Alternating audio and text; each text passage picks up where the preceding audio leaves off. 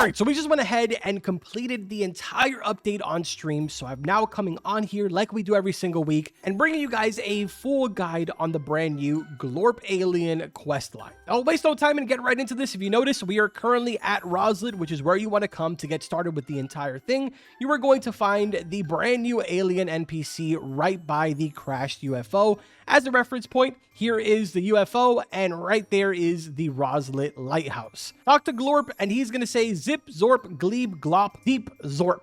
And then you just say English, please, where he's basically going to tell you that he needs a translator. Travel on over to Dr. Crookspine, which is located over here at the oil rig. Additionally, before I forget, there is a brand new code. It is aliens. So if you type in aliens right here, you're going to get yourself a snowy Christmas skin for the Christmas tree rod. On top of that, you will also get a bloop whistle, which is only usable one time. So make sure that you don't use this unless you are prepared to go ahead and catch that bloop. Either way, we're going to climb up to the very top of the oil rig here and make our way over to Dr. Crookspine inside of the oil rig laboratory, I guess we want to call it. As soon as you go ahead and talk to him, he is going to task you with basically catching a fish that has the Glebus mutation on it. It doesn't matter what fish it is, it just needs to have the Glebus mutation on it. To do this, we will unfortunately need to travel now back to Roslet, specifically the area where the crashed UFO is. Now, in case you want to be extra sure on if you're fishing in the right place, you can go ahead and pull out your fish radar,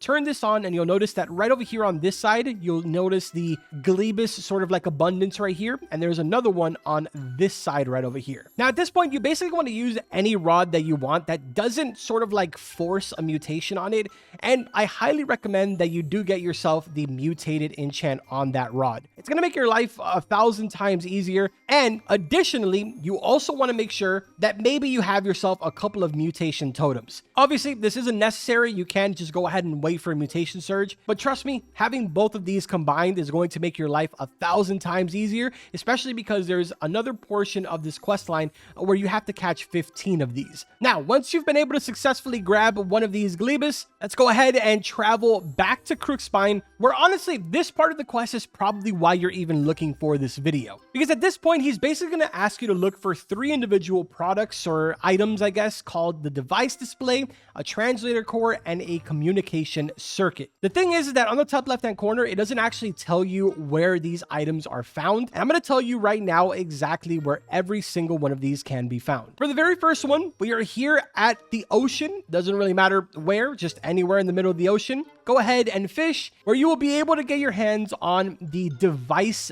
display. This one, you'll know when you're catching it because it can range anywhere between -20 all the way up to -40. I say that because the numbers have been sort of different for everybody. It depends on the rod they're using, the bait they're using, and so forth. The one thing that you absolutely want to keep in mind is that it is considered a trash rarity.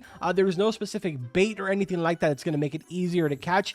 Just obviously the amount of luck from the rod as well as, you know, your bait. So things like garbage bait or obviously a training rod, a bone rod are going to help you in these situations. For the next one, we're here at Roslet. It is the translator core, which once again, over here, it's going to be the same thing, -25%, -20%, -40. It could be any of those. The point is that the translator core is obtained over here. For the final one, we need to make our way over to Sunstone. Once here, once again, same thing. Go ahead and fish out. You'll see at the bottom, it is once again a negative progression speed. And there you go. You've got yourself the communication circuit. Now we have to make our way back all the way to Crookspine. Also, before we do that, perfect time to show you guys, if you go into menu now and you scroll a little bit up, there is a hide rain option now, which will go ahead and completely get rid of the rain for you.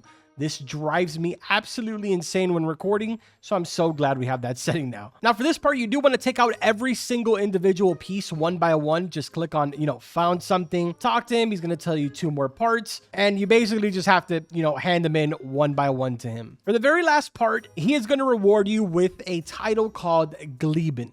And then it kind of seems like that's pretty much it. But the reality is that you're given a translator, which means that you can now officially go and talk to GLORP. So that's exactly what we're going to do. We're going to travel right back to the flying saucer over here at Roslet and talk to GLORP that is standing right next to it, where sort of the ending part of this quest begins. As soon as you talk to him, he's going to pretty much be finally talking in English, and he will task you with catching 15 fish that have the Glebus mutation on it. This is the part where I told you that it's extremely important for you to have mutated on your rod of choice, as well as having mutation surge active. It's going to make it so much easier to be able to accomplish this, because I think it's like a 5% to be able to actually fish up the mutation from these abundance over here. Once you've completed that, you have officially unlocked the brand new Blade of GLORP, as well as the new Flying Saucer UFO. I'll show you this really quickly just because there's nothing really too crazy about it, sort of, kind of.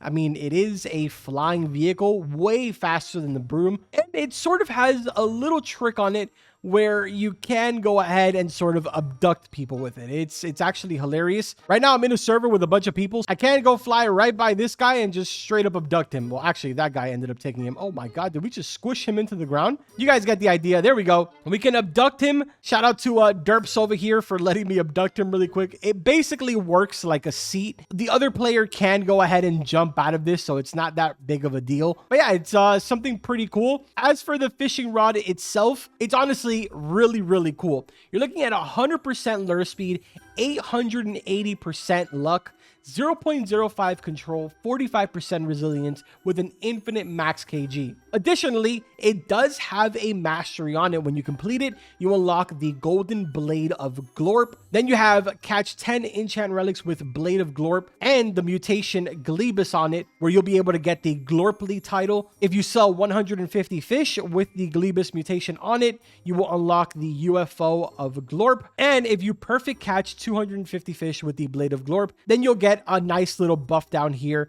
to the passive on the rod. Using the rod itself is, again, very cool. Has a nice little custom bar down here. The passive sort of like shoots down a laser right there. It reduces the size of the control, but adds an insane amount of progress to it. It's a very cool rod. Definitely one of my favorite as of the most recent, and one that actually is considered a pretty good rod straight from release. Additionally, you will have this little kind of like flying saucer friend over your shoulder, so that's also pretty cool. Overall, a tiny little update for this week as they go ahead and prepare for next week's Fishmas update. The only other kind of like major thing that was done would probably be the addition that they added to the Tide Breaker as well as the Frost Breaker.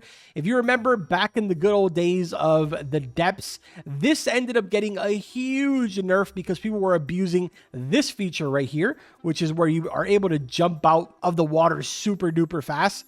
Everybody was sort of using this to bypass the maze inside of the depths area, so it was removed. They nerfed this and buffed it and nerfed it like 50,000 times until they finally ended up with the Tide Breaker that we have sort of today, at least until this update dropped. Now it is back to what it originally was, and it is super cool. I'm definitely going to be seeing a lot more people using the Tide Breaker now. And, oh, also, another thing, your equipment now stays. So when you put your boots on and you leave and you come back, your boots are still on. Very cool. It's something that should have been in the game a long time ago, but it is what it is. It's here now. That pretty much does it for this week's update. I will see you guys throughout the week as we prepare for Fishmas. I'll more than likely actually see you tomorrow, because tomorrow we are getting the Fishmas trailer. If you enjoyed this video and it helped you out, make sure to drop a like, subscribe to the channel, and probably live right now playing the Forge. So make sure that you swing by if you would like to. But with that being said, I will see you guys in the next one.